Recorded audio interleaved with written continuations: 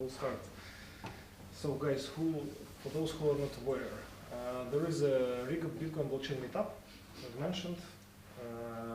This is the primary place where we announce meetups, but then we also publish them on Facebook.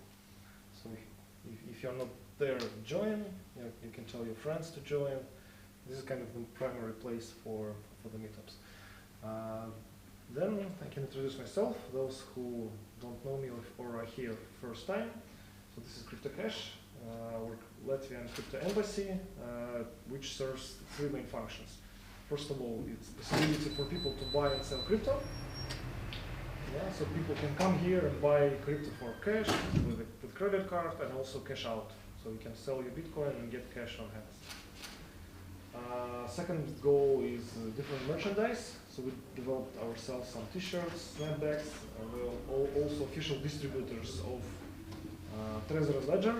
So if you want to buy yourself Trezor or Ledger or make a gift to your friends, this is a safe place to buy because you can be sure it's not a fake Trezor or fake Ledger. And of course, such events as this, we do meetups, trying to educate local community. So as I always say, if you have any ideas for the next meetup, if you want to speak about something, just let me know. And today we will have Oskars, our old friend, who will be talking about his project, proof of stake in general, and exactly his project that he has been developing, I think, for the last 2 years already? 1 year. 1 year. Yeah, it's 1 year. Actually, I will talk mostly about masternodes. The proof of stake will be just like some introduction part for my presentation, so I suppose I can start, right? Yeah. Okay, great. So nice to see so many faces here. Could be more, but it's okay. It's okay. I will sit here instead of standing. But anyway, today's topic is proof of stake and the masternodes.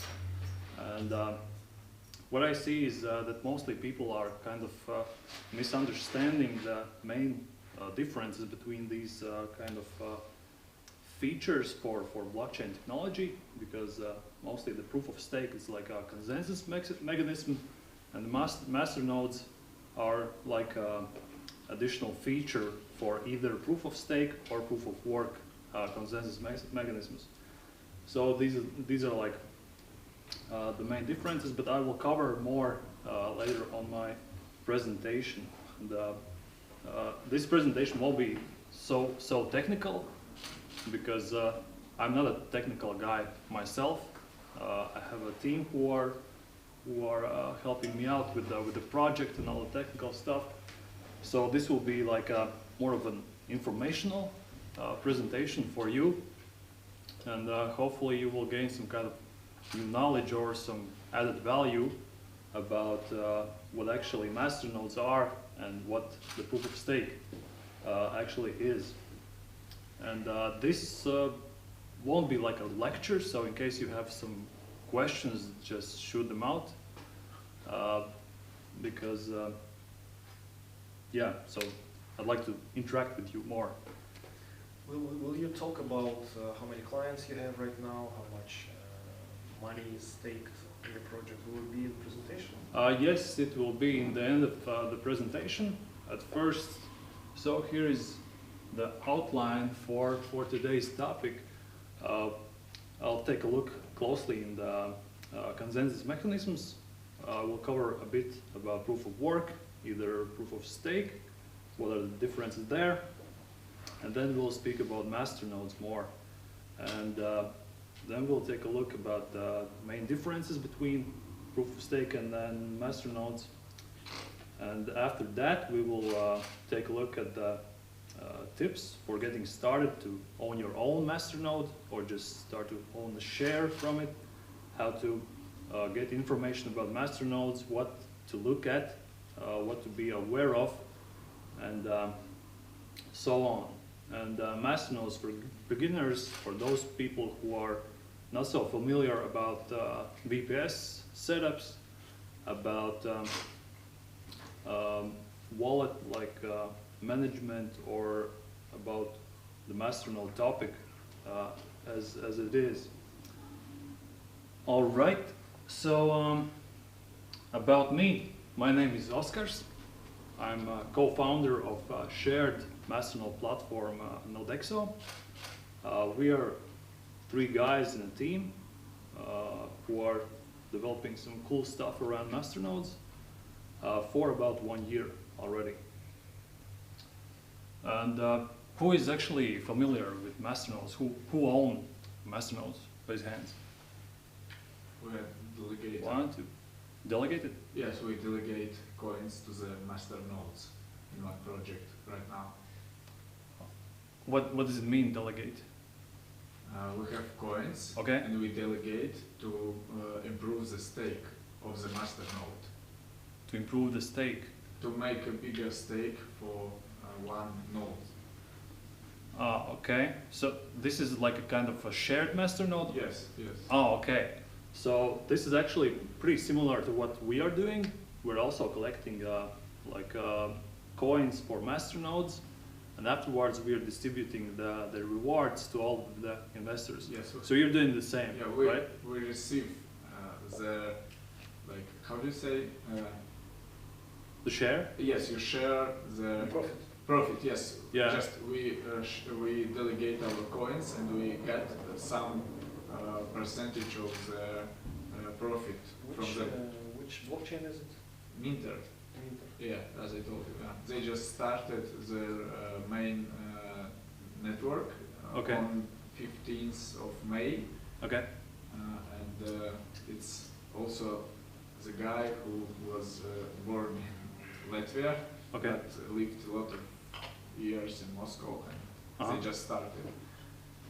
So, I suppose they have their own coin, right? They have their own network, all coin, and they now they started to. They got a lot of masternodes right now, and it's approximately for 100 million coins in all masternodes right now, and the price of coin is like $0.31. It's approximately counts from this project. Mm-hmm. Okay. I And can show after your presentation. I can show. We can speak also about. Yeah, all this would be great. Yeah. I haven't heard about the project, so it will be pretty interesting for me as well. Maybe you can also tell in your presentation, like now I found an investor from Ukraine, and he's interested to like make masternode and invest money. Okay. So I need the guy who has all technically.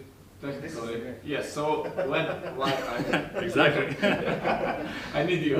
So let's Okay. just continue. Yeah. Sorry. Yeah. Sorry. I will cover more about the technical stuff and also how to get into the masternodes for beginners who don't know how, but they really want to. We have some clients who are mostly they are not technical. They don't want to set up their VPSs, their masternodes by themselves. All they want to see is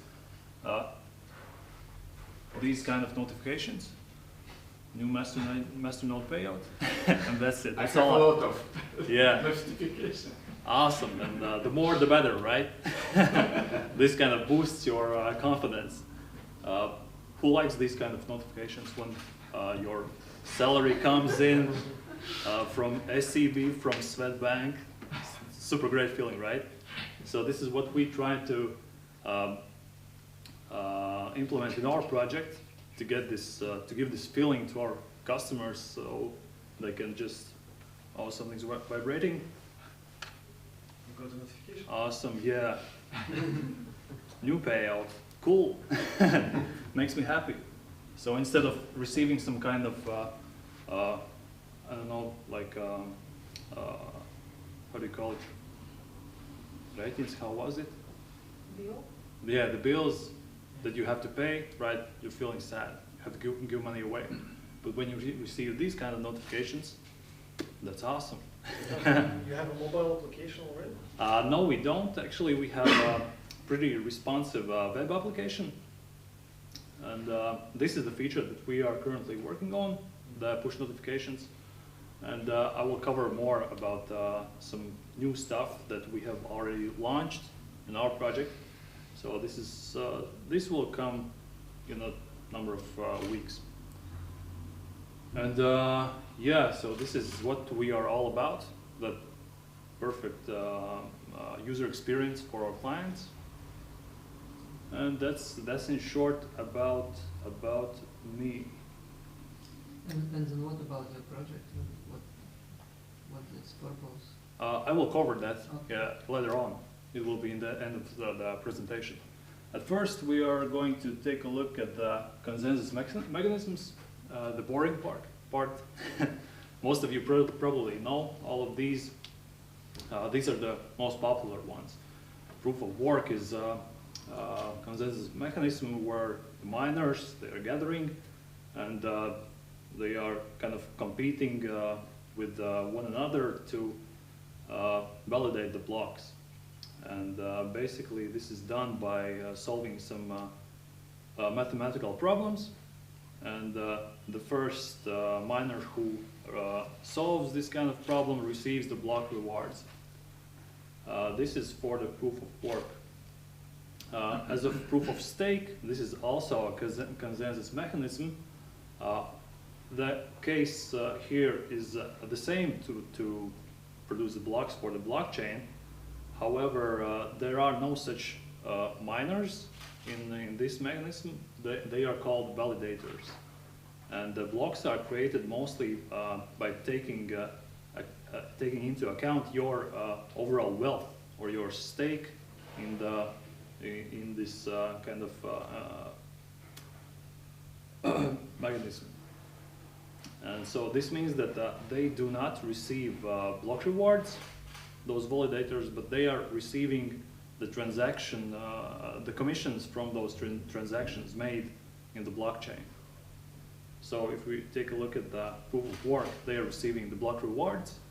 In proof of stake, they are receiving transaction commissions from transactions that are made already. So there are no blocks? There are blocks. Blocks are created by choosing which validator will make this block. The larger stake you have, the bigger the probability that you are going to make this block. The goal is the same, to produce blocks in blockchain. However, the mechanism, how is it done, is a lot different So it's some from kind proof of of work. random factor? Yes, exactly.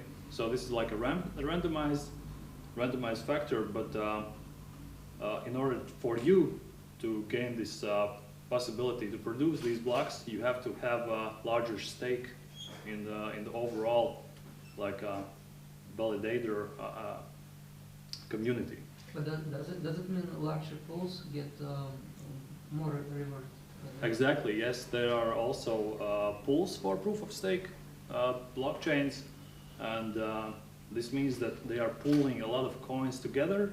So this means that this pool will be able to produce these blocks. And this is pretty similar to the shared masternodes, but these are like shared proof of stake validators. So you are committing some kind of share to make this stake, and afterwards, proportionally to your investment, you will get the reward. So this is how it's done.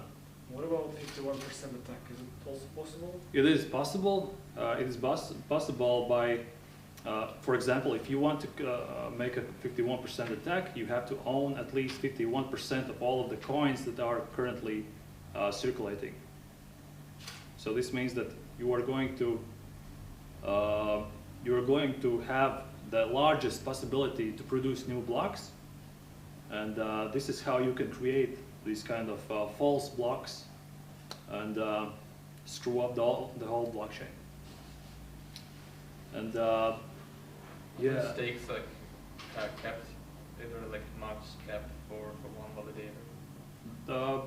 Maybe in you some can own, like, maybe in some blockchains there might be some cap, Yeah. but there are mostly, in order to prevent these kind of 51% attacks, there will be like penalties. If we see that somebody owns 51% and he starts to generate like some false blocks in the blockchain, so and others are noticing that, So this means that they have a chance to give this penalty to this 51% attacker. And this is also a case for Ethereum. Yeah.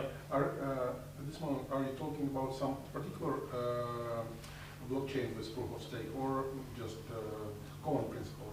This is a common principle, but this is also this will be similar for the Ethereum blockchain as well.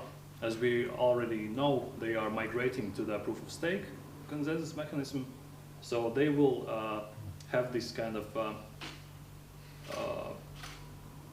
let's say the least amount of coins that are necessary for you in order to participate in this kind of block producing. So there will be some kind of minimal amount of coins that you have to have in order to make in order to participate in this block creation. Do you know about delegated proof of stake? No, I don't. Because like I heard that this, for example, Binance coin, which are built on this new platform, BIP or what was the name? And they say that their consensus mechanism is delegated proof of stake. So it means you don't need to put a minimum amount on some node to get profits. Yeah, you can start with some kind of like I don't know, 0.01 Binance coin, right? So in order to gain some kind of these transaction fees for you, right? So it means in your platform you will never have this type of nodes because it doesn't make sense, right? You mean this kind of proof of stake nodes? You mean? Yeah, delegated proof of stake. Actually, well, we actually can do this because for these like minimal participants who are committing like, let's say, 0.001 Binance coin for the stake, this means they will receive some very small amount of transaction fees. So there is no reason for them to actually maintain their wallet and follow what's going on, because they will receive some super minimum amount of coins. But in order for us, we are like a pool. We can, of course, gather more coins together. So this means that the mechanism for Binance is the same. The larger the stake, the bigger the probability that you will have a higher amount of transaction fees there. So you're planning to add Binance blockchain as well? We are not planning yet. Currently, we are working with masternodes in general, but we are, of course, looking at these kind of solutions as well, like proof of stake, like pooled proof of stake, coins. Can you also please explain, as far as I understand it, proof of work, you have a constant speed of block creation, right? Well, mostly yes. In Bitcoin, it's like a new block is created every 10 minutes. Yeah. Is there something similar in proof of stake concept? How often those new blocks or what? This depends on the blockchain. How do they kind of predict in what amount of time the new block will be created? Is it as necessary, or is it with constant speed? It is mostly on a constant speed, yes. And every blockchain defines their own speed, at what time the new block will be created.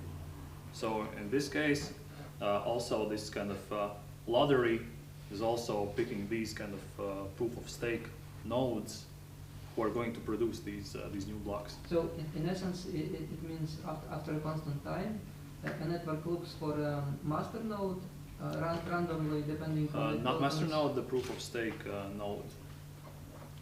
We are not speaking about masternodes currently, because that's another topic. Okay, network looks on the nodes. Yeah, on the, let's say, validator. Yeah, and they're called validators. Randomly chooses one and makes next block a one that it defines, right? And yes. node defines. Exactly. The network is looking for the validator who has like not necessarily the largest amount, but mostly they will get this kind of opportunity to make this block, right? Okay. And this will happen in some kind of constant periods of time, just like in proof of work. So But the blocks can be empty, right? blocks can be empty, of course, yeah. So depending on the load, it change. Yeah, it depends on the popularity of the coin, of course, but there could be, yeah, empty blocks as well. And this is also for proof of work as well. There could be like empty blocks. But then what happens when network discovers that this block is wrong?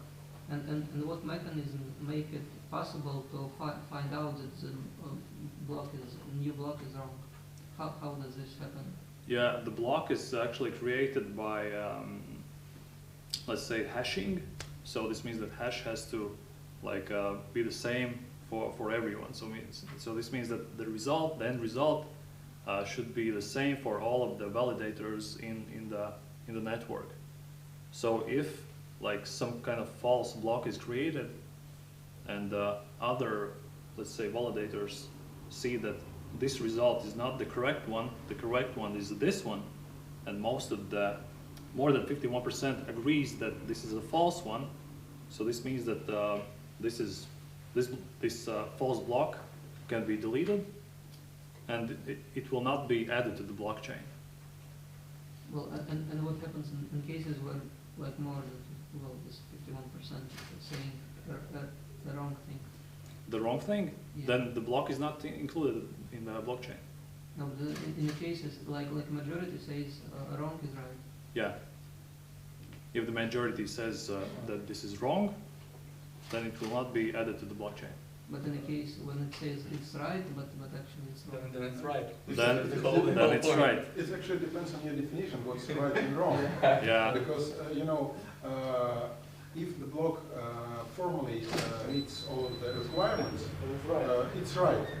But if there are two conflicting blocks, they're both right, but the network should change which one is more right. Yeah. And usually the rule is longer blockchain wins.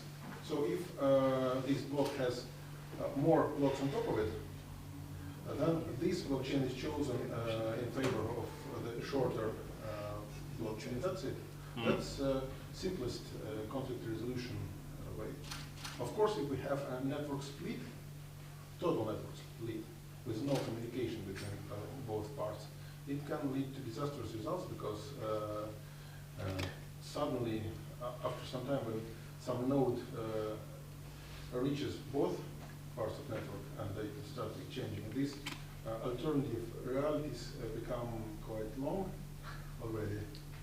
And, but usually it doesn't happen because these networks are very, very interconnected. And what happens to those nodes that have been proven to be wrong? What happens to them? Yeah. It depends if there are some kind of penalties, like insured for these kind of, let's say, events. So in some blockchains there might be some penalties, in some there won't be any. So this means if there won't be, then there. Or in contrary, in Ethereum, by the way, if I'm not mistaken, the nodes that mine, currently they use proof of work, but still, the node that mines some block, even if it's not included in blockchain, it's somehow rewarded, but less than the block that it's included. Mm-hmm. There could be, yes. That really depends on the blockchain. Because if you mine a block, if it's normal, like meets all requirements, you don't know that somebody at the same time mined another block. Yeah. Yeah. Yeah, that's right. So yeah, this would be in short for the proof of stake and proof of work. I hope you gain some kind of understanding about the main differences here. So let's move on. So yeah, I already discussed in short about the Ethereum, that they are planning to migrate to the proof of stake consensus mechanism. Why is it that, as I've read, they see that the proof of work is producing a lot of not producing, but it's like taking a lot of electricity to to maintain this kind of network. And that is why the community has voted that they would like to switch the consensus mechanisms, because the proof of work is, as I already mentioned, they need some like power, computing power, to produce the blocks. And in the proof of stake case, they only need to have the wallet that has some kind of stake. In Ethereum case, I suppose that could be like a minimum of 1,000 Ether, or maybe I'm wrong. This is quite a lot. This is quite a lot, exactly, yeah. But Vitalik, this is, I don't know if it's already approved, but this is what Vitalik told, that the minimum will be 1,000. Afterwards, if there will be, if there won't be enough participants there, then they would probably decrease this kind of amount. But currently, I don't know if it's legit or not. This is just speculation. Could be speculation, right? Exactly. And yeah, they will use the Casper, and they will have this kind of mechanism that where they will have these kind of penalties. So in order to, for you, if you want to create some false blocks, then you will have to say goodbye to your stake. And that's it. So this would be kind of motivation for those who are participating in order not to produce false blocks. But then, what is the way blocks are produced? I see it as kind of an automated process, isn't it? The block production? Yeah. This is like a lottery. For proof of stake, it's like a lottery.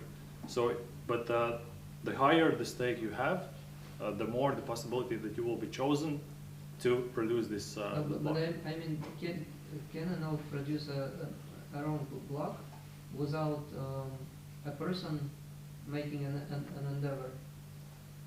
Can it be like a mechanical error? Mechanical error.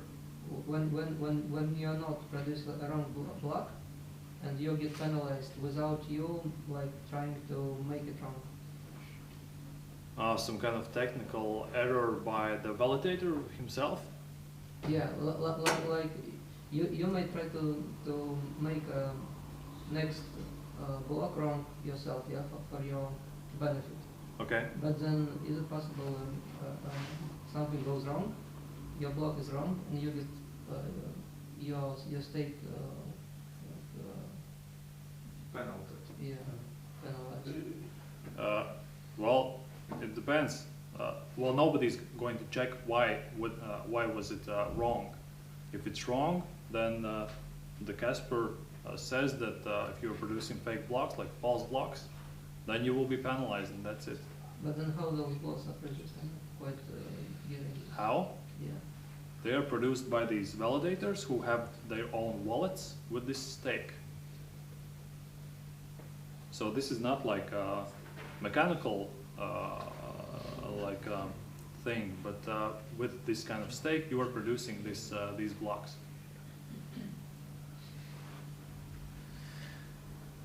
I think we can. We can move on, right? Okay. Otherwise we'll be stuck. Okay. So yeah, about Ethereum, yes, they are planning to move to the proof of stake, and when will this happen? Nobody knows, because the deadline is postponed. Mostly, the latest news is the end of the next year, but we'll see how it's going on. Yeah, and Ethereum is not the only one with the proof of stake kind of mechanisms. There are actually a lot of these kind of coins.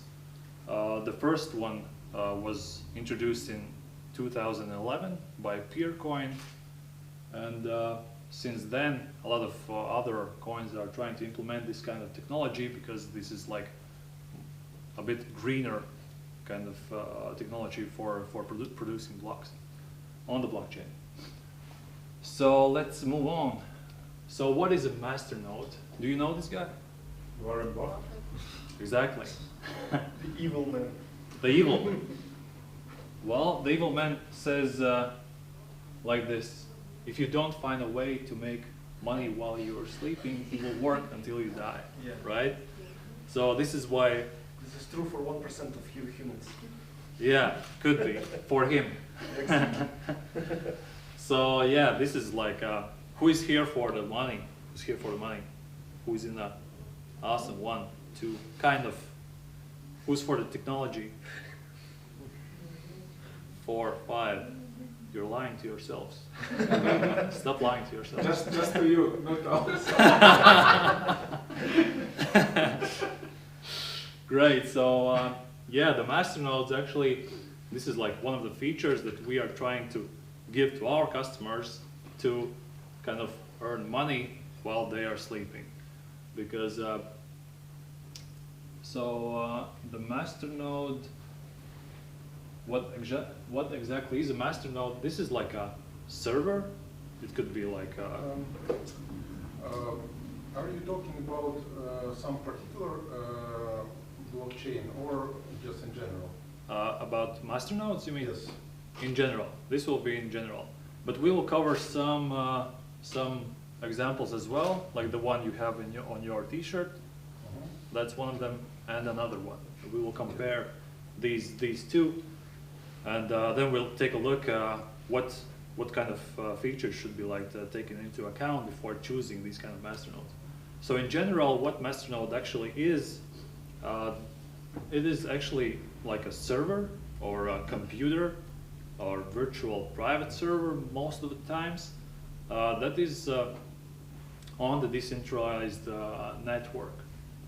And these are the main functions that they are kind of providing.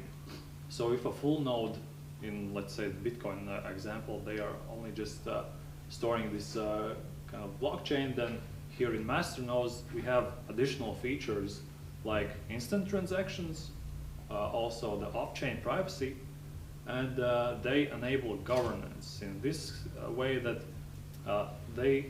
if the community proposes some kind of project, it could be like for Dash, for example, that they would like to make, I don't know, millions of Dash T-shirts. With this kind of money, they will need this kind of budget, and they let the other community to vote for this project. And the community votes with these masternodes. If you own a masternode, then you are liable to vote for this kind of project. So this is like an additional feature for masternodes. How much votes one masternode have? How much votes? Yeah. One. There is only one vote for. So it doesn't matter how much you stake. In Dash, masternode has a fixed stake. Yeah. There in masternodes. Okay. We will cover the differences between the proof of stake and masternodes later, but yeah, you have to have like a particular amount of coins. In Dash case, this is 1,000 Dash, and so with this kind of amount, you can set up the masternode, and afterwards you are liable for voting for these kind of projects. And yes, you have one vote for a project, and the Dash, I suppose they need to reach about 10% from all of these masternodes to accept this kind of project. Should be like 10%, but it depends on the blockchain. For some other coins who have these kind of masternodes implemented, they will have some kind of different amount of masternodes. It should be. What's the difference between node and masternode? I will cover this stuff later. Actually, on the next slide already. So yeah, masternode. This is like an additional feature for the blockchain. This is not a consensus mechanism like proof of stake or proof of work. This is like additional feature that comes together with proof of stake or with proof of work, and regardless of the mechanisms. And can you maybe explain what means instant transactions? Instant transactions. So they are able to make these transactions throughout these masternodes. So if you want to transfer from one masternode to another masternode? Or? No, you obviously you are going to make transaction from one wallet to another wallet, yes, but you can make this transaction via these masternodes, like off-chain transactions. No, it's not off-chain. It's a transaction that does not require to have at least 6 confirmations to be accepted. Mm. So what is confirmation? It means that the block that concludes this transaction should have 6 blocks on top of it for this transaction to be accepted by a merchant. Yeah, exactly. In instant send, the transaction is accepted immediately because masternodes guarantee that they seen this transaction and they will not allow any blocks having conflicting transaction. Mm. But this transaction still have to wait for a new block to be created, right? It's okay. So masternodes. So a quorum of masternodes is created, and if majority of masternodes in this quorum vote for like this transaction, like okay, we accept this transaction, then transaction lock is created. And this transaction log is broadcasted into the network, and as a result, no nodes having this transaction log are allowed to accept any transaction that conflicts this one. So I think you have to write it down. Eventually, you have to wait for So just one block. so it means it's not related to block creation. It's like a new layer of entry. Actually, no, you don't wait for a new block because it's confirmed just in seconds. But eventually, of course, this transaction gets into the block, and masternodes just guarantee that this transaction will get into the some subsequent block, and no conflicting transaction will be allowed to this to any block. So it basically it's additional layer that eventually gets into a block. it's not a layer; it's just like a feature. Yeah. Yeah. So Is it more expensive than normal transaction, or? No, it's not. So if you have a wallet, you can decide you want to send a normal transaction or instant transaction. Instant send, yes. Yeah. There is no difference in price. Less secure. Actually, this is less secure. Why? no, it's not. It's not less secure. Actually, it's very recent change with the deterministic masternodes introduced recently, and long-living masternode quorums. It became possible to lower instant send fee to match fee for normal transaction. But previously it was higher. It was higher. Yeah. Mm. Not extra expensive, but higher. Yeah. Actually, it's depends, of course. If you have a transaction with lots of inputs, it will be much higher. Yep. Thanks. And you're from? From Dutch. I was working in Dash core group some time ago, but I'm still keeping an eye on the development Okay. and participating in some training. Okay. Cool. So yeah, that's in short about the masternode. So this is like a kind of additional feature for the blockchain, either for proof of work and either for proof of stake as well. So let's take a look at about the main differences between the proof of work and proof of stake and the masternode. So both of these kind of nodes and the validator in the proof of stake case, they are holding the blockchain, the copy of the blockchain. This is the similarity.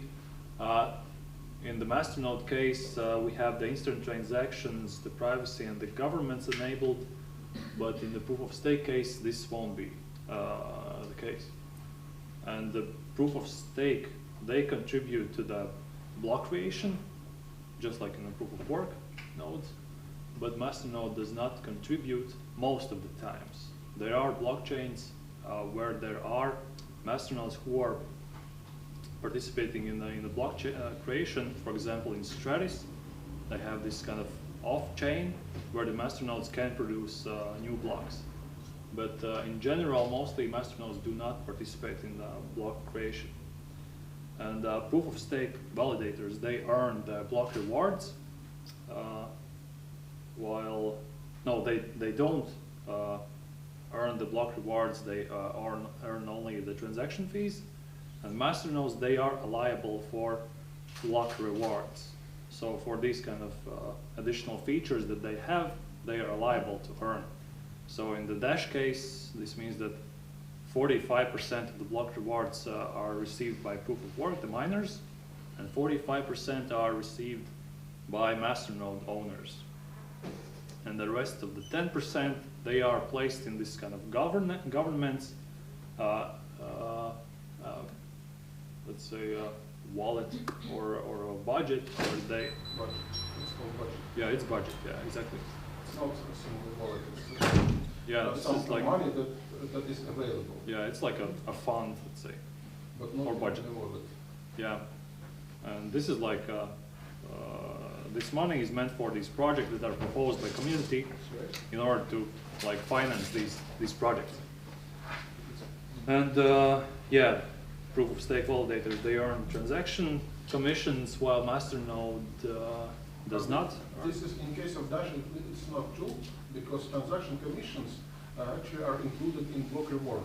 Mm-hmm. So if masternode mined a block, the reward of this masternode consists of some fixed amount for each block, Yeah. plus all commissions for this block. Mm-hmm. And all this amount is distributed between 45% for masternodes, 45% Yeah. for masternodes, and 10% for governance, Yeah. governance budget. Yeah, in Dash case, of course, this is true. In some other blockchains, there is only the fixed amount of coins that is produced for, that is meant for the block rewards, and then is distributed without these kind of transaction commissions. So yeah, these are only some of the differences. Of course, there are a lot more of them, but I hope you already gained some kind of understanding, yeah, about the main differences between the proof of stake validator and the masternode. So moving on, okay, we already know what masternode is, so how to run a masternode. So there are four kind of things that are necessary for you to run the masternode. Of course, first is the coin collateral. And this is a collateral in this kind of case that if you try to also make some kind of fake transactions, then you are risking with this kind of collateral. So it could be taken from you. So this is like an extra motivation for you. In Dash, it can be taken from you, but your masternode, if your masternode is misbehaving, then it will be just excluded from masternodes, and you just have. It will be shut down. Yeah, some masternode, but not your collateral. You still keep this money, but they stop earning you rewards. Yeah, in that case, yes, this is the case. And what means misbehaving? Not, for example, not providing services for network. So if you register a masternode and then you don't serve requests on the registered IP address, then you have proof of service penalty. And you will be eventually excluded from, so your masternode will be marked by the network as not functioning. Hmm. This is the only one example, or there is another? This is the only reason for, this is the only purpose for masternodes to exist, actually, to provide services, to serve requests. Yeah. Is there any way to misbehave? Is there any kind of action what masternode like can do? Voting for the wrong transaction? I don't think that it will be penalized because it's expected behavior. Like you have a quorum of transactions, and if there are two competing transactions, two conflicting transactions, the quorum should decide which transaction it votes for. So I don't think that it can be considered misbehavior. Misbehavior will be not serving the network, so not serving the correctly the requests on assigned IP address. Because, okay, the whole purpose of Masternode existence is to serve additional services to the network. And earning rewards for the owner, it's just the way to attract people to create Masternodes. Mm. Yeah, that's what we're doing. Okay, so moving on, one is the coin collateral, next one is the virtual private server that is necessary for you to run the masternode. The coin collateral is mostly kept in on a wallet in some place where there is no internet connection. Only you have to make the at first you have to prove that this wallet belongs to you, so you are liable to make this virtual private server and serve as a masternode. And yeah, so what we are recommending to create these kind of virtual private servers in some kind of data centers where you can, where there is some kind of guaranteed availability for your masternode, because well, some blockchains have, let's say, you have to guarantee at least 94% of availability to serve as a masternode. In some, the number is lower. In some, it is higher. So you have to include in this. So this means that if your virtual private server is offline, well, in a very long amount of time, so this means that you will not be liable for receiving these kind of block rewards. Of course, you can use a physical device like your home computer, your Raspberry Pi, for example. But the case here is that you have to guarantee this uptime. And yes, you have to have this dedicated IP address as well, and some technical skills to set up the masternode itself. Because in many cases, this is a really, really complicated process. In some cases, it's really easy. But if you are not familiar with these kind of setups, then you should better learn some skills. Or install Dash Masternode too. Oh yeah. Right. So these are the 4 components needed for you to run the masternode successfully. And which are the coins that have these kind of masternodes? These are one of the popular ones, like Dash, Pivx. Pivx actually is like a fork from Dash, and Stratis as well. I think that we have quite different technology. Actually, no. Pivx is a fork from Dash, like most of the masternode coins. So these are one of the most popular ones. Of course, there are several more. In total, 480 more, at least. How many you support? We're currently supporting 8 masternodes, and we will have 2 more in 2 weeks of period. So you're very selective. We are selective, of course, because unfortunately a lot of these masternode coins are scams, because the masternode itself is the idea of a masternode is made by Dash. It was in 2014, right? Yeah, exactly. And afterwards, a lot of projects started copying this idea and promoting that we have masternodes. We are like a super cool project. Come invest, and it turned out that this is like a scam project in order to gain some kind of hype, and then just leave with their coins. Because the thing here is this collateral that is needed for you to run a masternode. So a lot of people are kind of getting these masternodes, they are committing these collaterals, and they see that the price is going up, the hype is very high, and there is a moment when it becomes too saturated, and a lot of people try to dump their coins. And in most of the cases, the trading volume is so low that you cannot even sell your collateral. You're just left with your coins, and that's it. So this is how unfortunately it's done in like 80% or 90% of these 480 plus Masternode projects. But there are some that are really committed to their project, that the Masternodes have some kind of value there, and we're trying to look for these kind of projects to implement in our platform as well.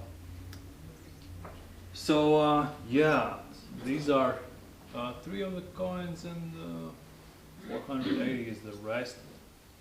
So, okay, I know some coins that are running Masternodes. I know how to set up a Masternode, what I need to set up a Masternode. So how much will I earn, right? So the most interesting question. Yeah, so where's the money? Well, it depends, of course. It depends on the project, of course, that you are trying to invest in or you wish to invest in. So you have to take a look at the project itself.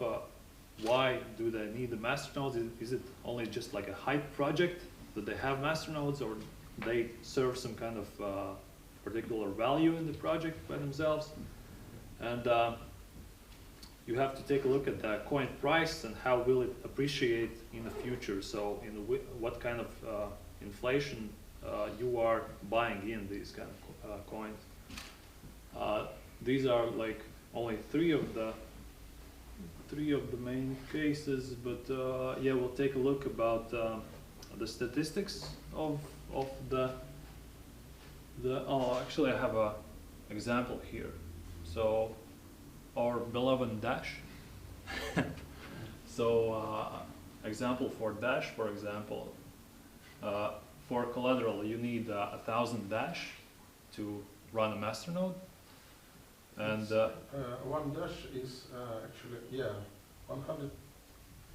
yeah, so 150 at this moment, I think. yeah, I think last year it was almost 500,000. well, it actually went up to 1.5 million. Oh, really? Yeah, for a Dash Masternode. Currently it's 154K as a current. This is yesterday's prices. Yeah, it peaked, but then lowered to 150, 151. Yeah, it was actually as low as $69,000 for. It was like a couple of months ago. The lowest price point after a big cryptocurrency crash was 55.1 euro. Yeah. For Dash. Yeah, it could be around that. Yeah, so now it's it costs around 150K euro. So this is like the collateral that you have to hold in order to own this Masternode. So the ROI, current ROI, this is yearly ROI, is 6.4% at the moment. So this means that if it will hold this kind of value for the rest of the year, then you can earn 9.8K. It's like it's your rewards, these rewards from the Masternodes. But the return will be in Dash. Yes, of So course. basically by end of the year you will earn extra 64 Dash. Yeah, exactly. If the price stays the same, Yeah, but- and if the ROI stays the same. Regardless of the price, I mean in the Dash coins. Mhm. So if you have 1,000 Dash coins, Yeah. by end of the year you will have 1,064. Doesn't matter what's the price of the Dash. Yeah, exactly. You will gain it's a extra fixed- 64 coins. Yeah, so it's a fixed The- percentage. This one, this is not fixed, no. This percentage actually depends on the overall amount of Masternodes that are on the So it's network. Average. It's estimate actually. This is estimate, yes. So the more transactions will be on the network. Stakers. More Masternodes, less reward. Yes, exactly. So it doesn't matter on the amount of transactions. No, it's so more transactions, more reward overall. Mm. But 45% of this reward is shared among all functioning masternodes. Yeah, it's clear. It's clear. Mhm. Exactly. And the more Masternodes there are on the The network, the more the competition. lower, yeah, the lower the rewards they will gain. Because How many are there right now? you mean Dash Masternodes? Yes, if you know. Yes, I know there will be a slide from the yesterday's data, but currently there is around 4,500 masternodes currently on the Dash network. Yeah. So all of these block rewards are spread among these masternodes. So yeah, so this is like if the price stays the same, the ROI stays the same through the year, then you can possibly earn 9.8K minus the virtual private server costs. So okay. And what is this expenses for VPN? For VPS, you mean? Yeah. That depends on the platform that you want to host your masternodes on. Typically, they are. Well, it depends actually on the specifications of your VPS, because you need like a CPU. You will need for Dash, for example. It's negligible compared to this reward. It's like $100 per month. No, actually, I haven't set up the Dash masternode. I'm not sure what kind of HDD is necessary. Well, like the memory for the blockchain. Do you know for one Dash masternode? I'm not sure. There is a special hosting for masternodes actually. I mean, if you, for example, choose Amazon, what would be the? No, Amazon is not very good.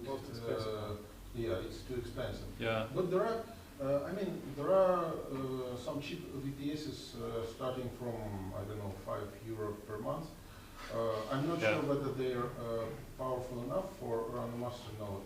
And by the way, masternode will, in Dash in particular, masternode will perform more and more functions in the future.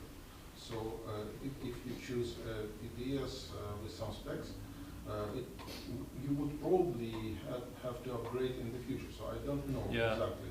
But I presume that for around €20 per month, you can even rent a physical server. So. Well, it depends on the size of the blockchain for Dash. I'm not aware of what is the size currently, but for you to set up the VPS, you have to take into account the CPU, you have to take into account the RAM and the HDD. The HDD is for the blockchain. So the blockchain size will get bigger in time, so this means that you will need to add some more HDD to support And this. Dash masternodes will perform validation for level 2 storage, by the way. So there is a project to add some additional distributed storage on top of Dash to facilitate distributed like merchants and stuff like that.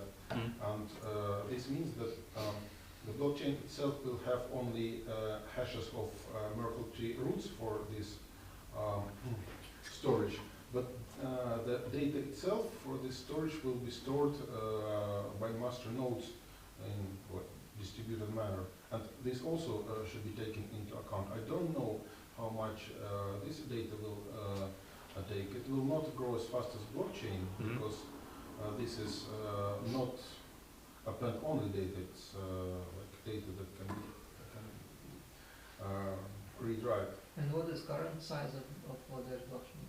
Oh, I'm not sure. Few, I think less than 100 gigabytes. Is there a light version of masternode? Like No, masternode should have the whole blockchain. Yeah. You can have SPV for clients. You can have clients that are not full nodes, but not masternode. Masternode should validate everything. Yeah, exactly. You will need to keep the whole blockchain. And by the way, if you have like 150 euro, like 150,000 euro for collateral, I don't think that renting a proper VPS will be a problem for you. That's right. Yeah, I think the question is about the return on investment. You know, if like if you earn 10,000 per year and you have to pay half of it for VPS. No. That's not that. It's like 80%. I don't think that 20%. VPS like this even exists. Yeah, it exists. I can tell you. Oh, really? Amazon. Oh, then For don't example, use Amazon. one stellar full node on Amazon it costs like $200 per month. Oh. Awesome. Everything in Amazon costs starting from $100 per month. Yeah, but I mean, there is more. It was just an example. Yeah. Yeah, you can for this money you can rent like normal hardware server with quite high specs. So I don't know why. I mean, there are other benefits. Let's not go into details now. Yeah. We have another topic here. But there are other platforms that you can use for VPS, like DigitalOcean, like Hetzner, and many others. Yeah. Yeah, exactly. So, and you can also increase this capacity for your VPS as well. Pretty flexible. So, yeah, to get started, for those who didn't know, there is this site, masternodes.online.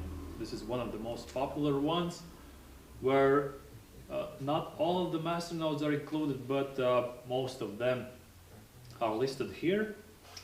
Currently, there are 484 masternodes that are listed in this on this website. The masternodes online, masternode coins are 480 plus, and masternodes online are 242,000. Yeah. The overall worth is 1 billion. So comparing to the whole, let's say, cryptocurrency market, this is almost nothing. The overall 24-hour trading volume is $500 million, and so on and so forth. These are like one of the stats that are available on the Masternodes online. And yeah, sure, you can just go there, visit the site. This is how it looks. They are listing all of these Masternodes. So they are listing these from by the trading volume, and this is one of the main. 243%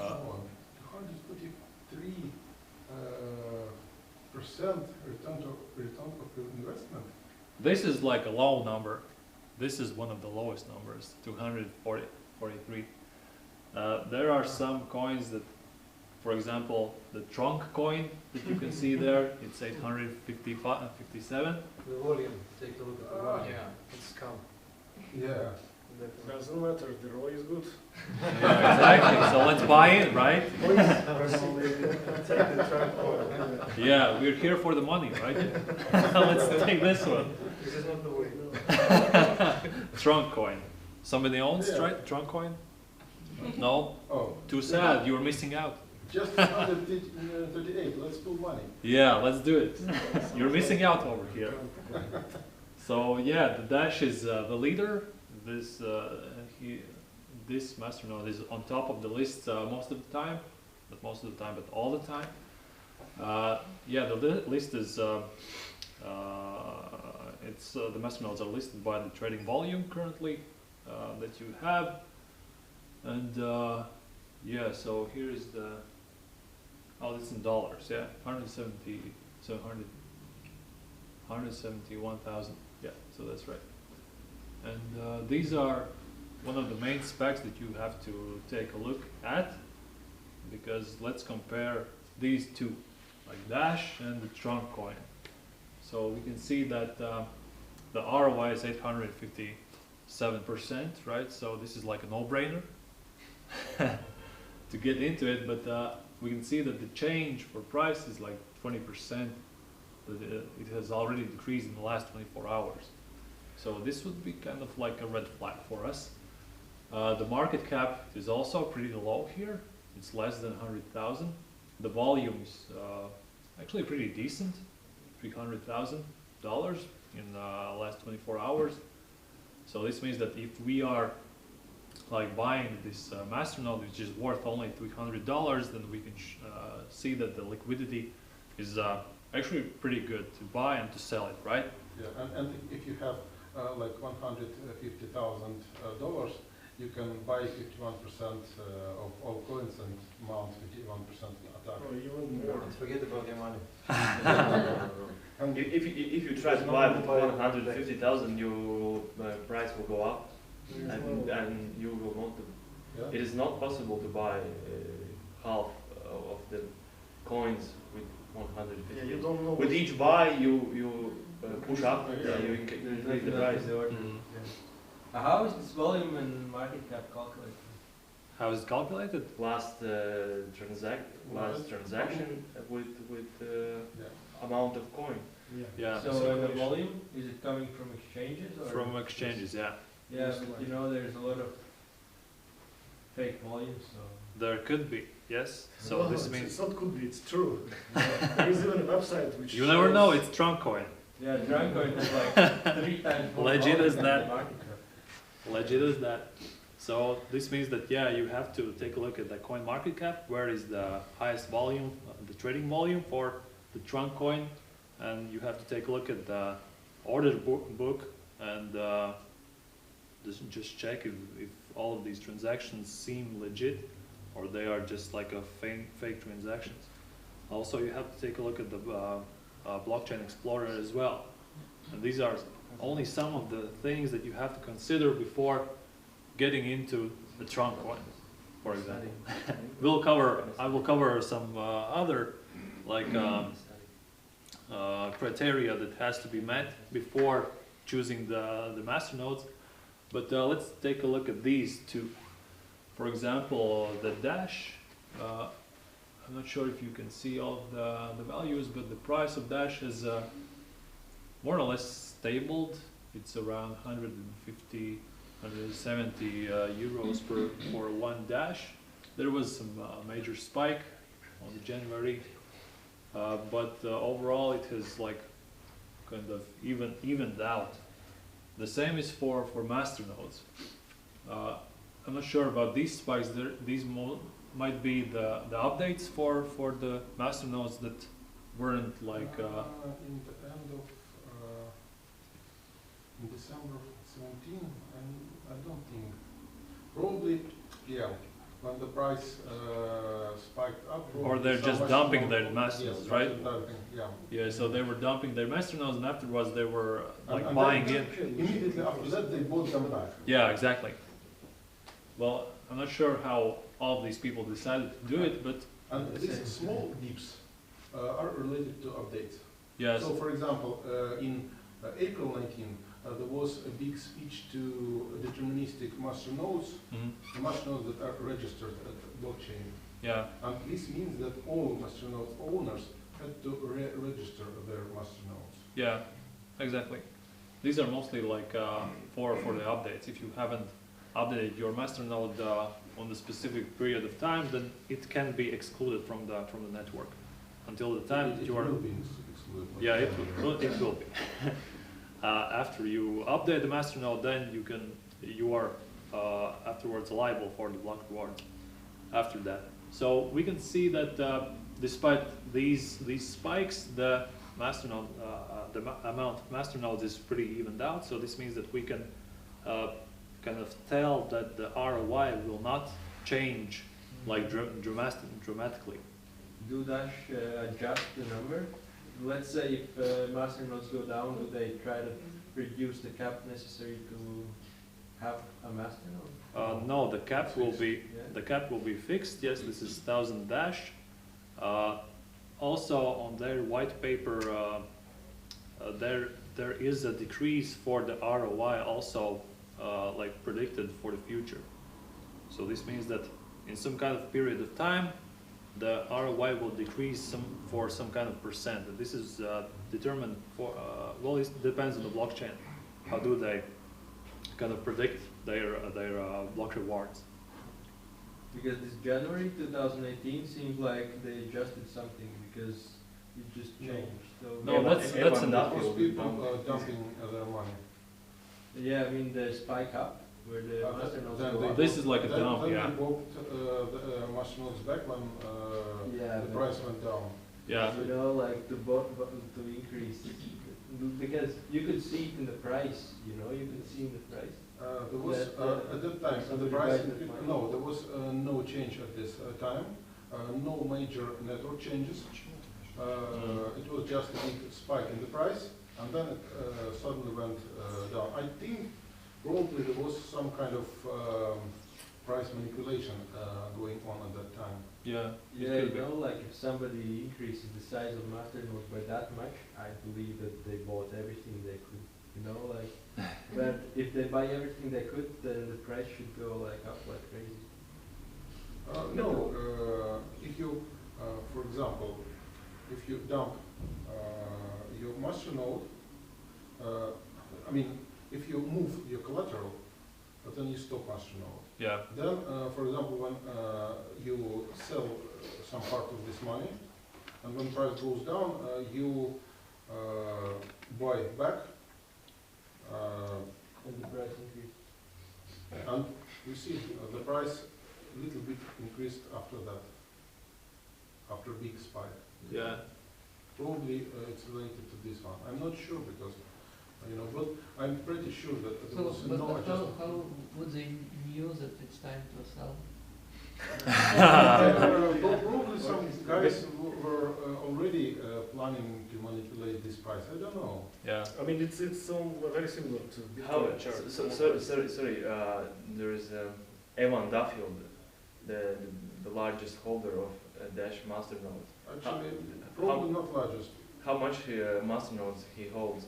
He was owning. He declared that he was owning 256 Masternodes, but he shut them all down because it was a conflict of interest. He was not to participate in voting on questions. Okay, but there is information that he holds around 2,000 Masternodes on his I don't know, but he declared that. and he shut down. this dump was like he was dumping his Masternodes to sell in the market in the end of bubble.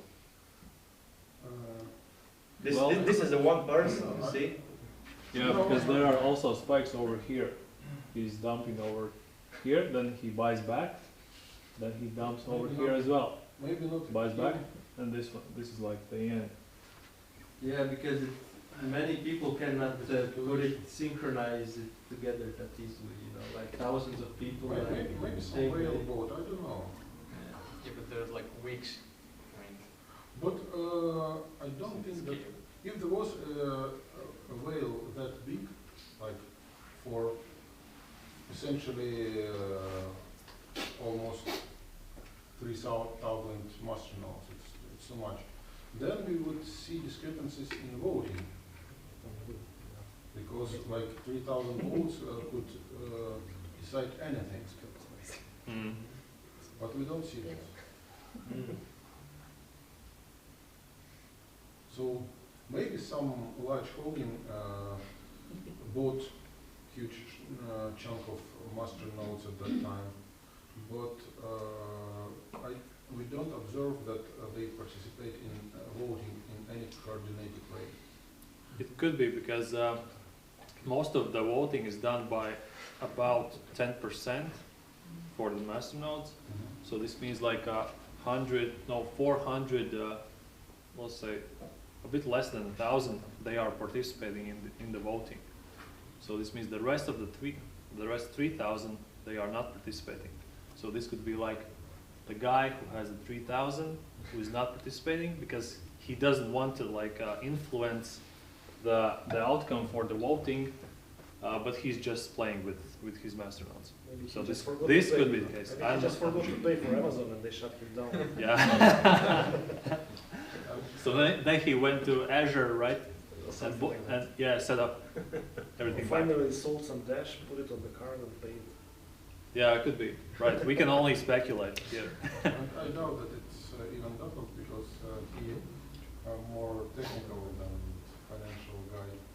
At least I don't know him very well, but he doesn't create an impression that he's like financial genius. Well, who knows? No, yeah. Maybe his wife. Yeah. So let's Mom.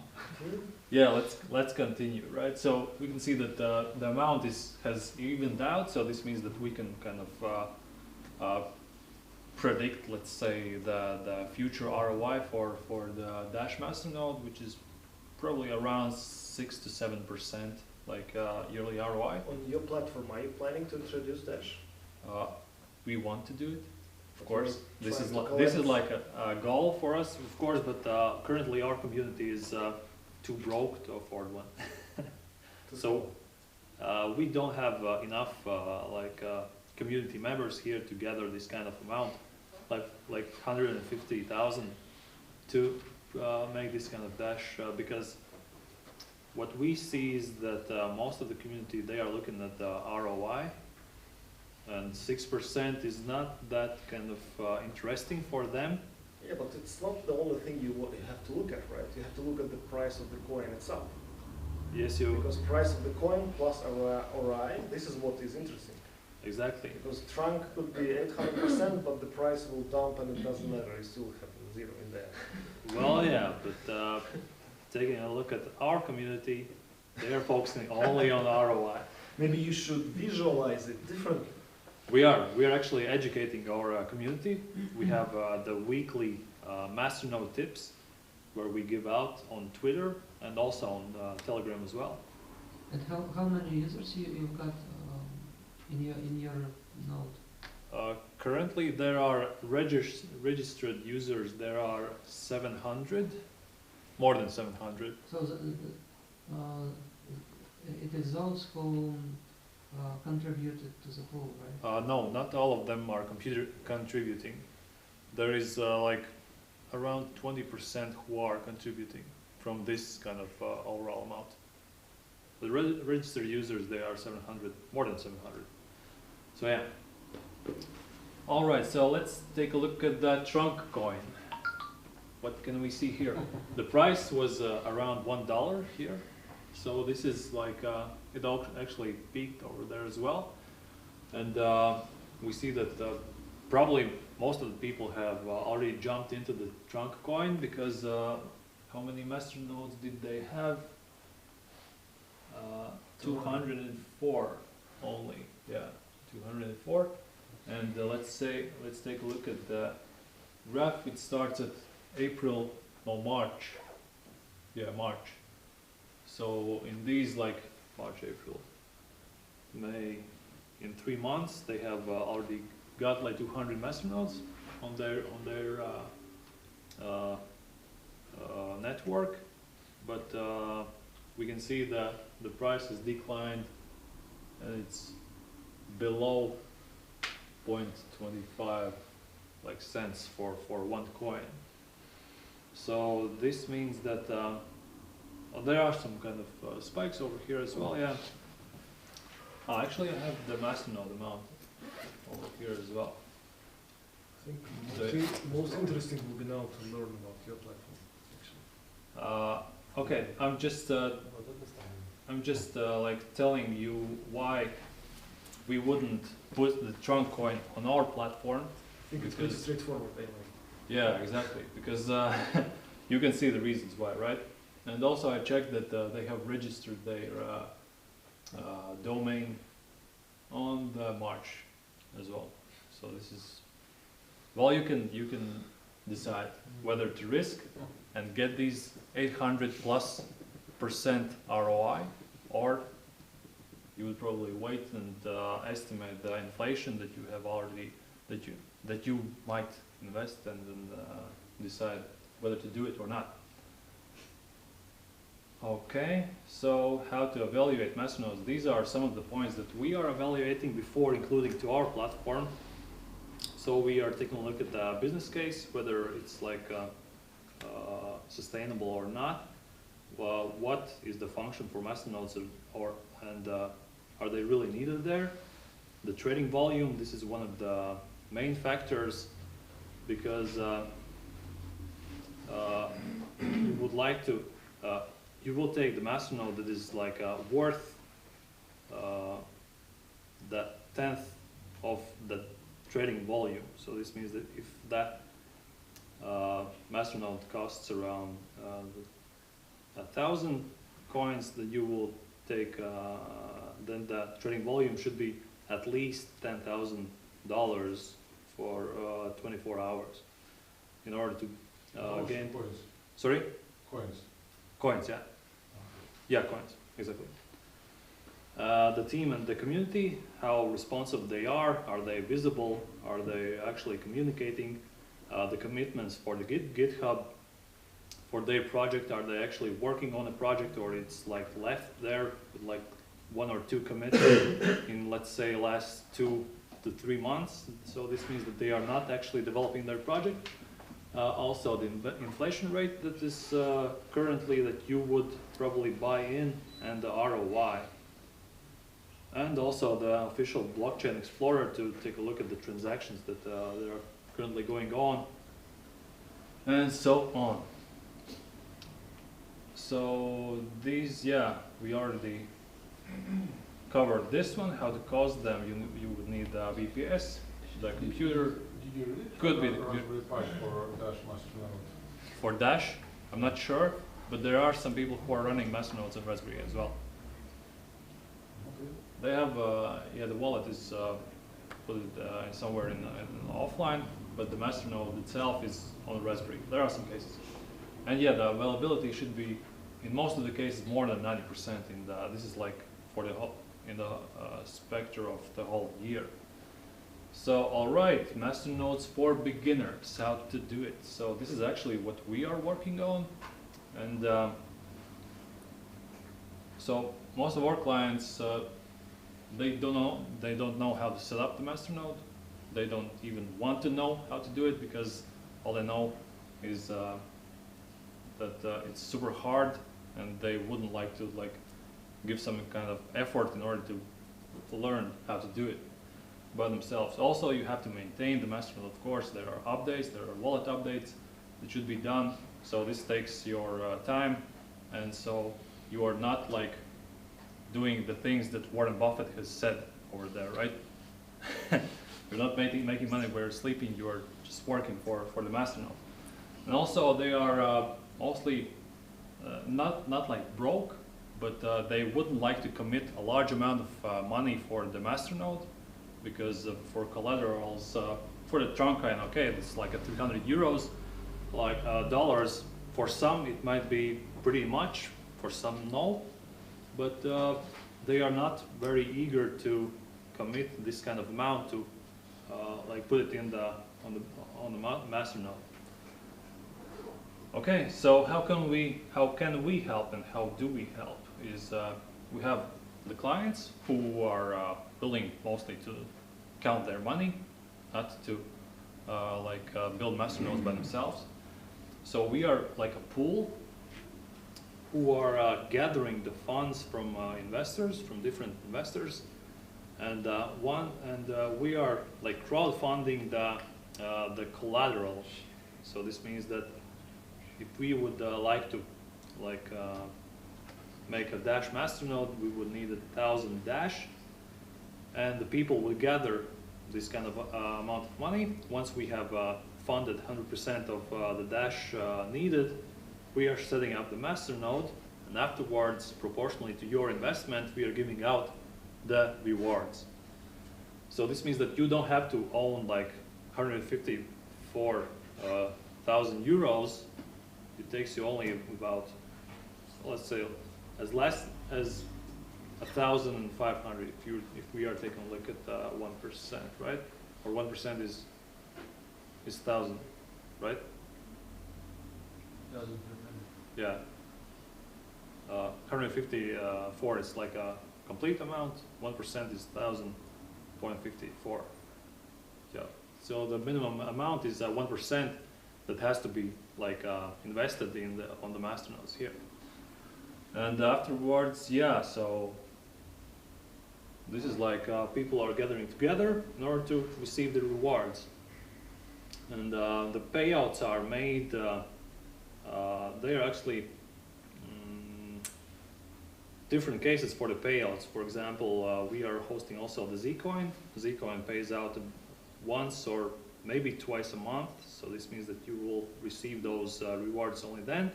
And some coins, they are paying out like daily. So this means that you are going to receive your rewards daily. And yeah, so this is like in short what we are doing.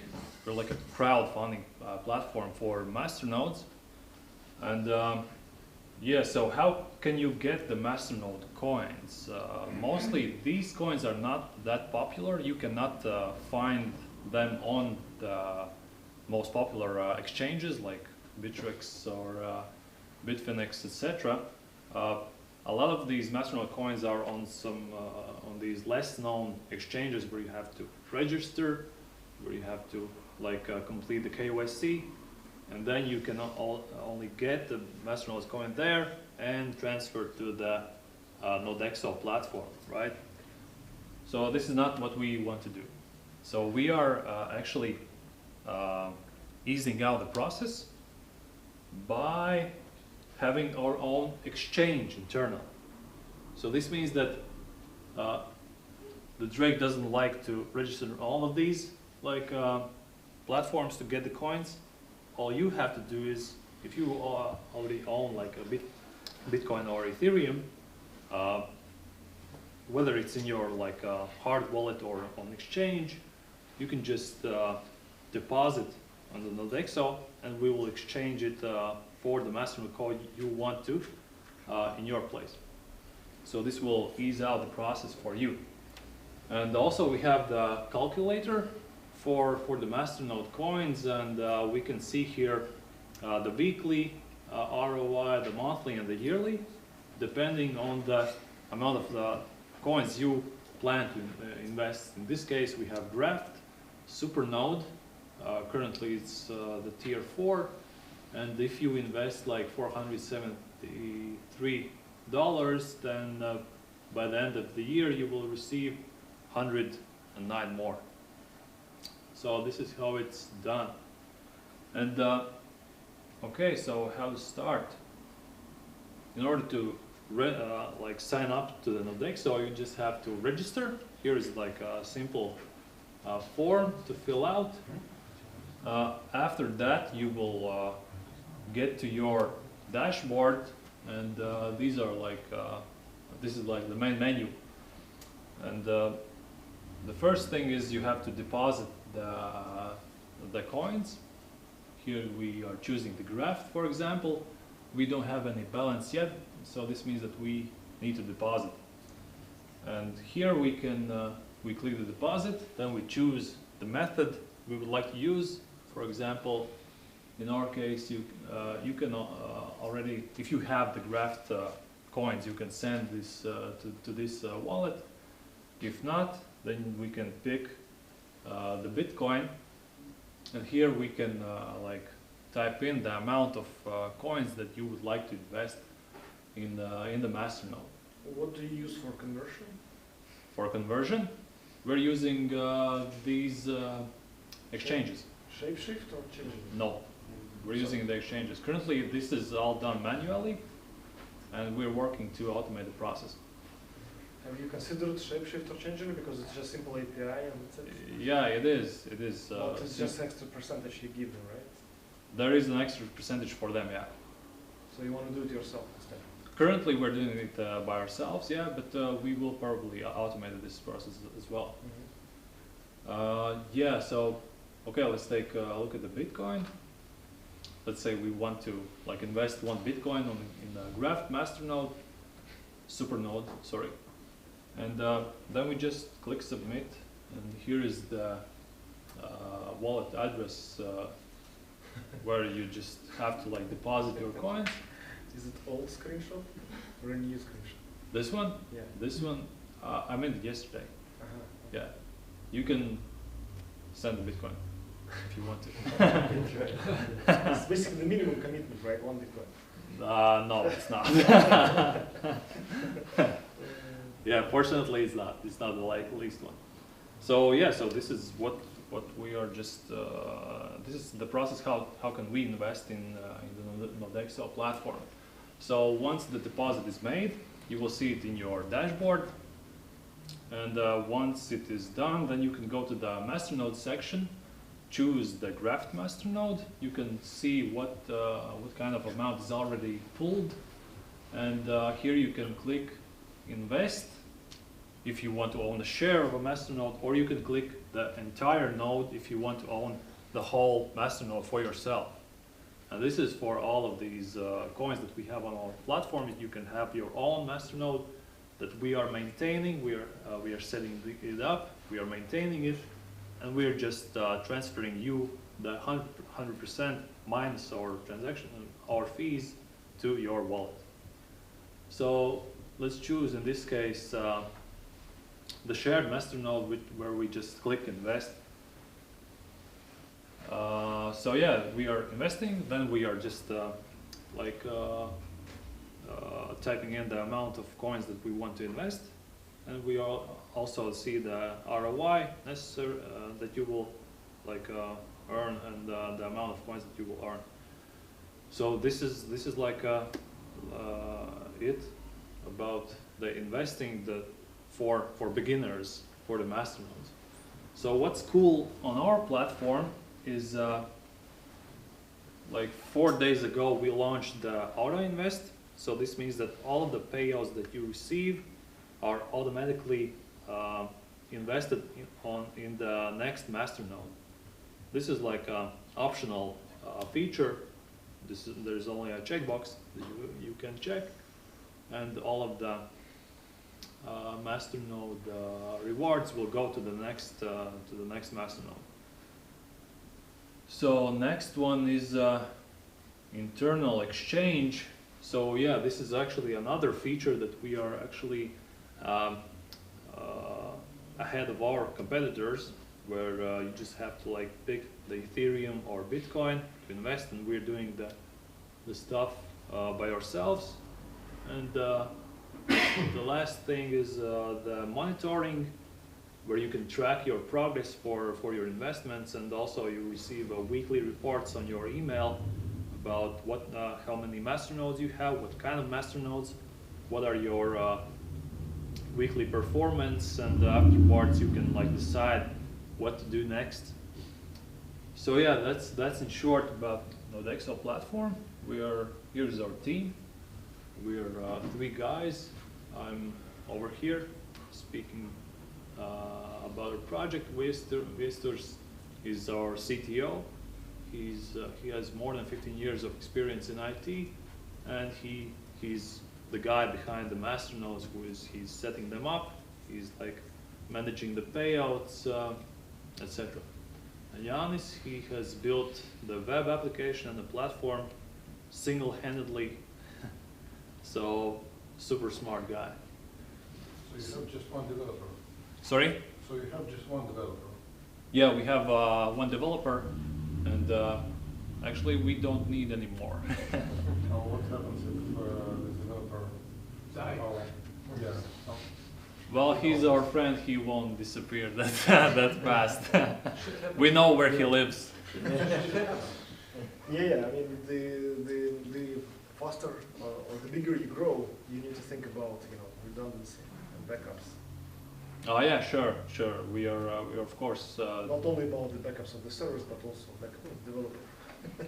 Yeah. Well, yeah, of course. But currently we see that we trust Jānis because he's one of our friends. But I think it's more a trust factor from external people who will basically give you their money to manage. Yeah. So this, in your business case, you're custodian. Yeah. People give you money, and they don't know what you do, right? It's just the graphs that you draw, or you actually have the nodes and things like that. So, the team itself needs to bring trust, and if people know you have just one developer, it's of course a trust issue. Well, it depends. For some people, one is enough. For some people, maybe they don't need to know how many developers we have. So, shh. But who physically has access to wallets where all those coins? Yeah. And what is his address? Yeah, right. Actually, all of us have the access, but what we are currently doing, we're implementing the multi-sig feature for our masternodes.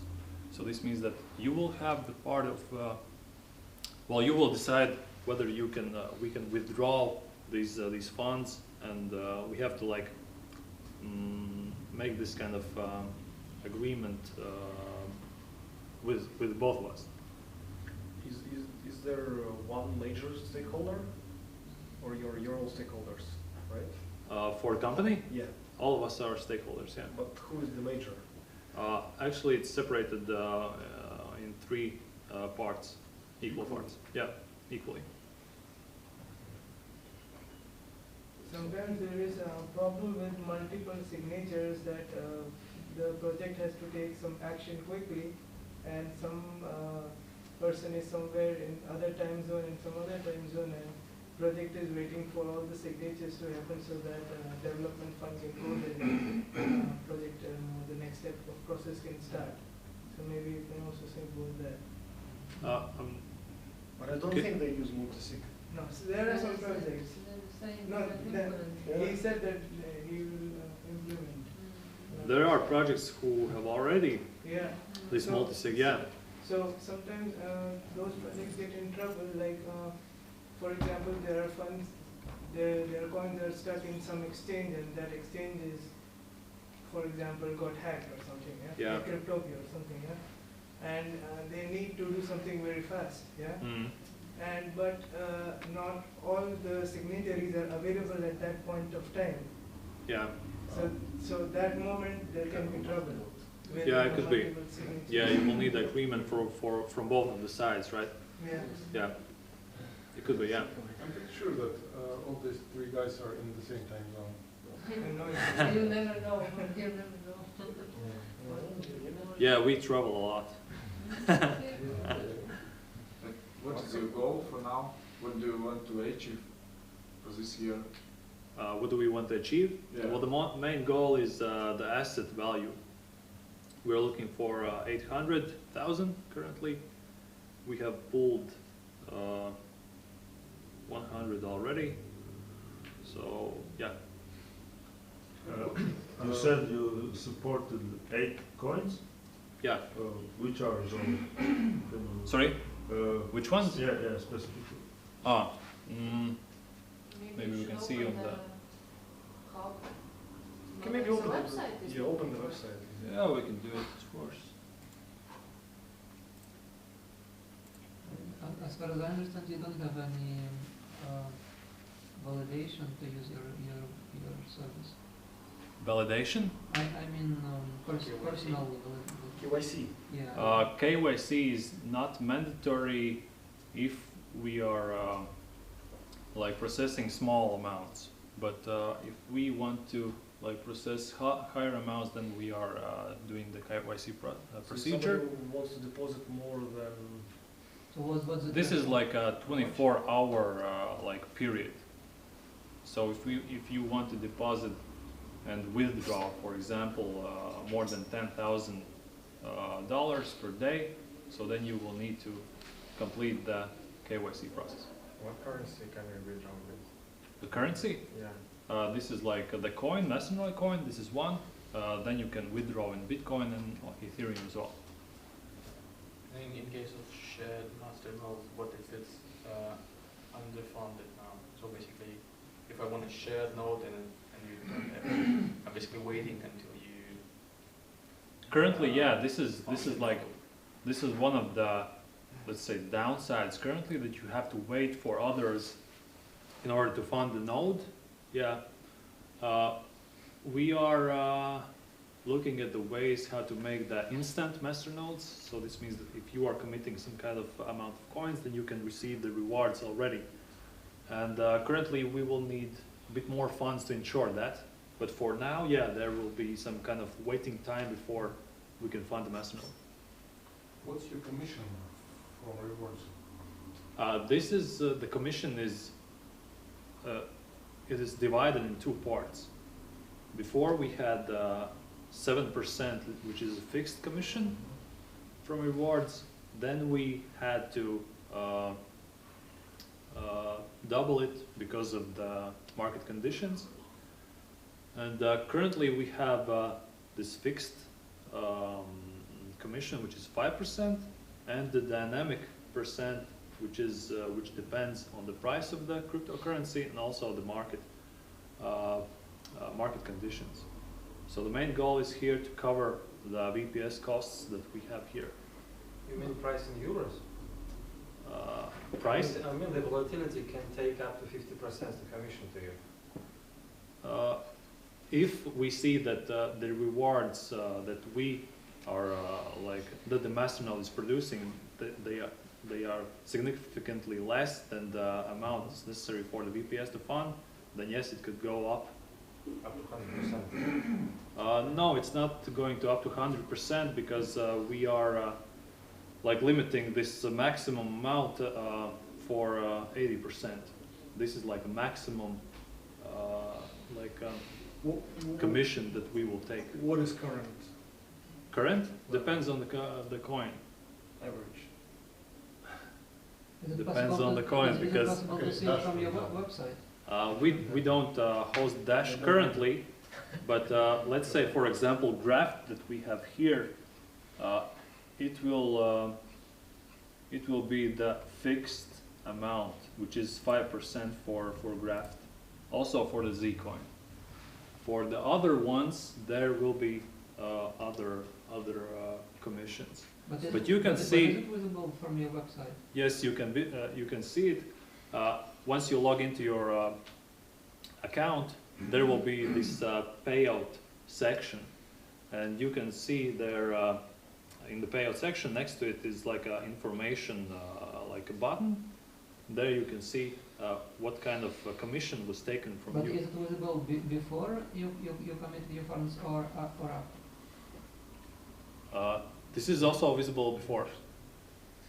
Do you have some public page with the statuses for every node that you operate?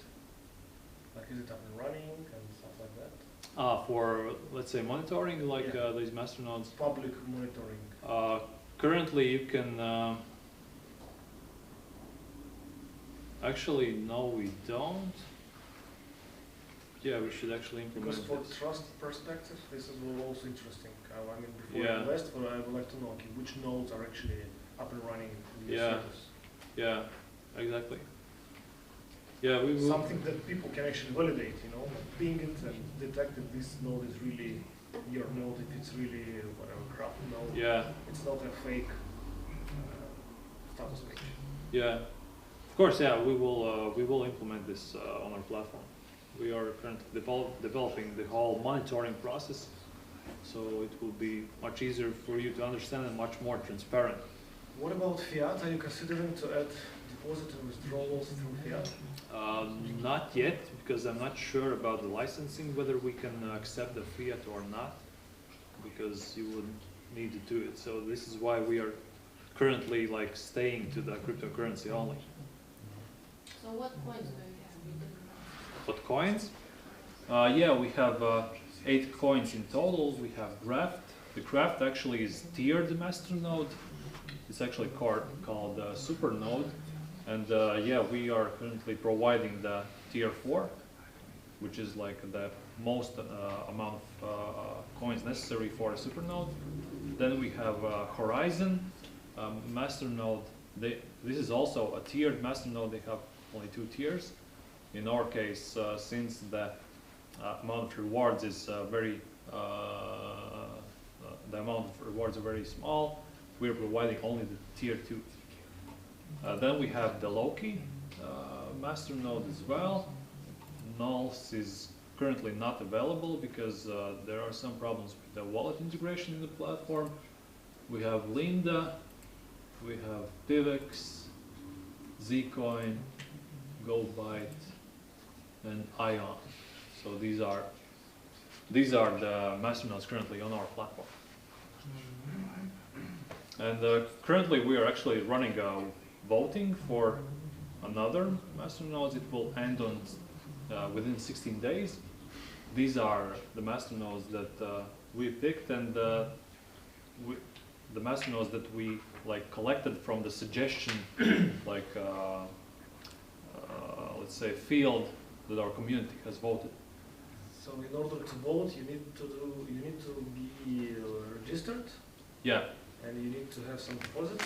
No, not necessarily. You can just register there and vote for the coin. No staking. No. You need to have your own token, No. for voting. No, no, you don't. You just have to register and just commit your vote. That's it. So how many masternodes you have now running? Now running, there were 73. Yeah. Yeah, quite a lot. Why not Dash? I actually answered this question because You don't have enough funds. yeah, You want to help them and contribute? if there are With your dash, maybe? If I had enough funds, I would not contribute. Why not? Because I would use it for myself. well, so this is the case. We have like shared masternode where all of us can gather and build the Dash masternode. So this is an option, of course. But if there is someone who wants to share one masternode for Dash, do you accept for commercial purposes without fees? Share a masternode. Who would do this? I mean, what Share his own masternode? Yes. If somebody has a masternode, then this person will get all the reward. What's the reason to share it? That's the question. If someone who has already a masternode, are you ready to set up the masternode without a fee for commercial purposes? Well, if we are going to like host the one Dash masternode, I'm not sure if it will help, for example, like commercially for us. Yeah, because there are already quite a few masternode hosting platforms for Dash. Yeah, there are.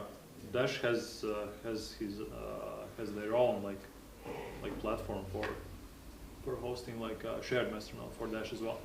And so far, what was the most profitable masternode you run? Most profitable? Yeah. Most profitable is Graft and Zcoin. With approved track record. What do you mean by that? I mean, it's been profitable for several iterations. Well, yeah, it's since we have launched these masternodes, they are profitable. And when was it? Sorry? When was it when you started?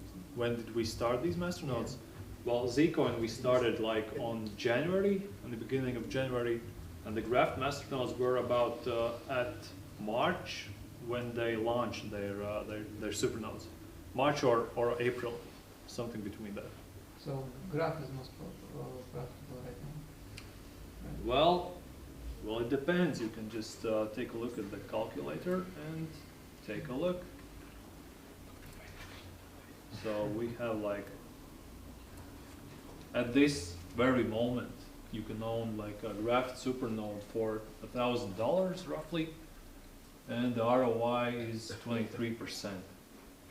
So if we are looking at the Zcoin, for example, where is Zcoin? Here it is. You would need like significantly higher amount of coins that is necessary for a masternode, and you will earn like 18%. This number includes your fee. This is not, no, there is no fees included.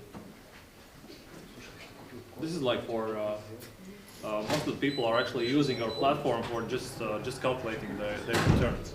So we are not including our commissions here. Do you run a Zcoin masternode? Yeah, we do. From what countries are the most investors in the platform? The community, yes. In what countries? Well, most of the users are coming from actually US registered users, but they do not invest because we have. Yeah, we do not allow them to invest. They just vote. They just vote, yeah, and they just chat and ask us why do we not take their funds. Why you don't take deposits from them? From them, because it's tricky regarding But you're not exchanging money. You're not doing money service business. We are not You're like not doing taking. securities. Yeah, but they are making profits, purely and they, technical if assistance. they're making profits, Yeah, but they should send information to IRS. yeah, but they should do it themselves. I mean, really, have you got legal advice from USA that you're not allowed? No, we didn't. You should, because I think you Because can. they're all now sitting there and waiting. Yeah, exactly. Because I think you can, because you're not doing anything. Because I mean, I know we work with the USA, right? Yeah. And USA requires, if you exchange money, Okay. that would require money service business. If you sell crypto, for example, or exchange crypto, Yeah. and if you kind of advertise or sell securities, Mm. you don't They do. exchange crypto. We are exchanging Bitcoin, I mean, Ethereum. if you don't allow USA customers to exchange, I mean, if you would allow only USA customers to deposit these coins that they buy elsewhere, Yeah. you should be safe, I think. But you should get legal advice. I mean, it's. It's custodial services. Yeah, but they don't have licensing for custodial services yet. That's the point. They have licenses for MSB and licenses, basically registration with SEC for securities, for selling securities. They don't have any regulation for custodians yet. So, I mean, I can hook you up with some legal advisors, basically. That's what I can. Yeah. Who can tell you if your business model actually requires licensing?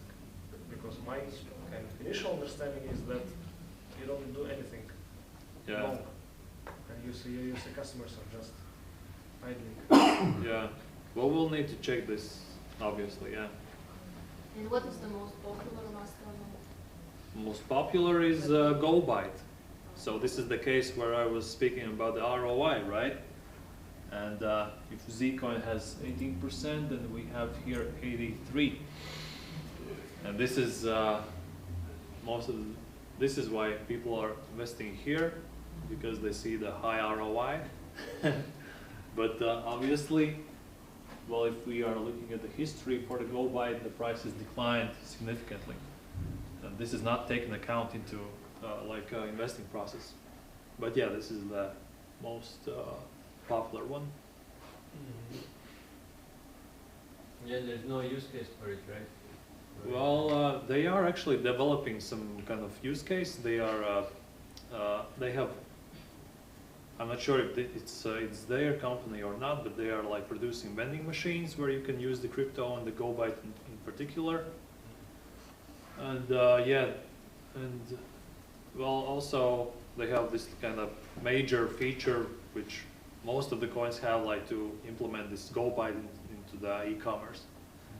So this is like one of the most features that are provided from these Masternode coins. Yeah, but if they print out like 50% of the coins and everybody keeps selling them, then the value goes down. What do you mean by printing? Like they Masternodes get the coin, right? They hold their coin and they get additional coin. Well, yeah. How do they? Is this coin like printed, or it's fee somehow? No, this is from other the coin is like well, it's produced from the blocks. It's like a block reward. It's a block reward, right? Yeah. So it's printing, increasing the supply of the coin, and then the price will always go down.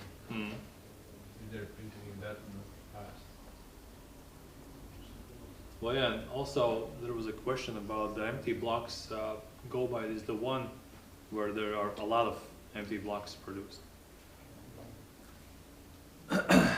Unfortunately. Usually when investors invest, they take full Masternodes or shares? You mean this in particular? No. Actually, we haven't monitored it yet, but there are, I'm not sure about the percentage, the shared masternodes between the full masternodes, but there are a lot of guys who are taking the full ones and also the shared ones. I don't know the percentage currently. Haven't estimated that yet. Now, do you have plan for license for exchange to get? license for exchange? Not currently, because if we are exchanging one of the features, the shape shift or also the changely, right, and you don't have to need a license there. You're just using their API and implement it into your platform. You need license only if you touch the app. Yeah, exactly. Yeah. Mm.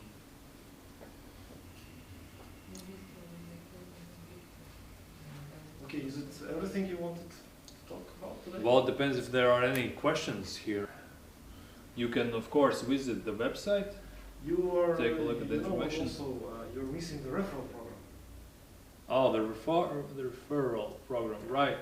So or you have it. We have it. Actually, it's it's over here. We can see it. If you go to your dashboard. So it's not on the public page. Before you sign up, I think it's not. No. So before you sign up, you don't know that you have an affiliate program. Before you sign up, if you are going to the blank page, then probably no, because in the FAQ, I think that there isn't any question about this. So this is something I think you need to put on your landing page Right now. Right. And the decision up. Yeah, because I mean, people will want to share your product and they think, what's the point if there is no affiliate? Yeah. Well, how is this affiliate working? How is it working? Yeah. Well, you're going to the section, affiliate section, where you are provided with the link, your unique link, where you can share it. And once a person is has registered with your link and has invested in a Masternode, you are going to receive a proportion of the commission from their payout. How many percent? Currently, these are 20% from our commission. But if somebody brings you investor, So just give the link to him. Yeah. no, think we were it's speaking about It's a question. 800K. 800K? Yeah. Well, if he invests the 800K, then you are going to make these kind of 20% from the commissions. Just give him your link, that's it. Can people give link to themselves, since they don't have to do KYC? They can, of course, but we see everything. So you don't allow that? We don't know. Of course, because then you can create just second account for yourself. Yeah. So it's obvious. Yeah. It's obvious. Yeah. You know, like for people who want to do it properly, that I think they want to save on everything. Okay, they might be creating their own master. Yeah, of course, you can create a second account and use VPN or something like that. Yeah. Different device, different VPN. Yeah, but you should put on the main page that become an affiliate. Yeah, Referral. Because this now it's only inside your wallet there. Invite a friend, get Yeah. 10, Like to 10 Airbnb. tokens or something, 10 graph, do some kind of massive campaign. Yeah. And Okay, maybe you thanks. don't need to find any investor because you have referral marketing and Yeah, I mean, I can tell two you, Chinese and you got affiliate program works really well. It's Yeah. very cheap way how to get more customers without spending your own budget. Yeah. Yeah, that's right. We'll actually do it. Thanks. All right, guys. Thank you everybody for coming. Thank you, Oskar, for the Thank you. story. I wish you